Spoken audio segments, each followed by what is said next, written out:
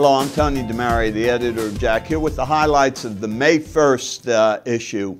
And there's a number of really good articles in this issue, so I'm just going to tell you about them very quickly. The first study comes to us from the Emphasis HF, or heart failure study, that tested the application of eplerenone to antagonize mineralocorticoid receptors in patients with heart failure. In this particular paper, they look at the ability of eplerenone to reduce the incidence of atrial flutter fibrillation.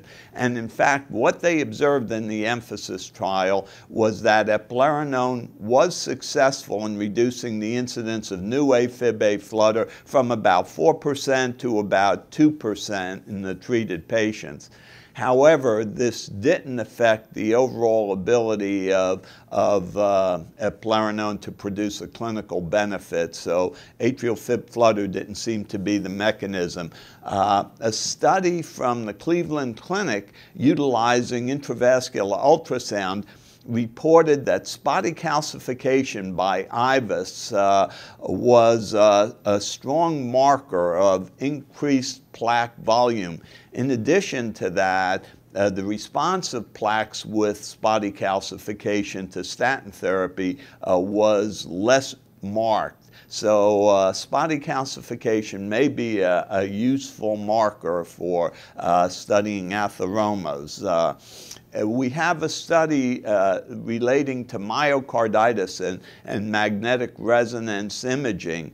And in this study, patients with biopsy-proven myocarditis were followed over a period of over 4.5 years to try to identify prognostic markers. And the key message here is that late gadolinium enhancement was a stronger marker of prognosis than left ventricular function, EF, or ventricular volume. So another role for magnetic resonance imaging. A useful study dealt with the application of FDG PET, positron emission tomography, to identify infections of implanted electrical devices. And in this study, what they demonstrated was that, in fact, there would be accumulation of FDG PET on infected electrical devices, pacemakers or defibrillators. In patients who had recent implantation, it was a little bit of accumulation, always around the connection point. So that, in fact, we have, again, another potentially useful technique for those patients with implanted electrical devices that have fevers where the question is whether or not the device itself is the site of implantation. And the last study to tell you about tested the concept that a metabolomic profile could be identified by nuclear magnetic spectroscopy in the blood of patients with myocardial ischemia. And they studied patients who had myocardial ischemia both at the time of angioplasty and spontaneously in the setting of clinical chest pain.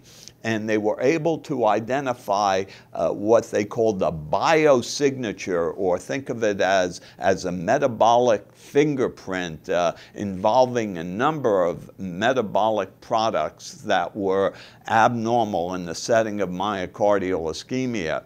And so it's possible that in the future, this metabolomic biosignature will be a very effective marker in identifying myocardial ischemia, an issue just chock full of potentially very important clinically relevant information.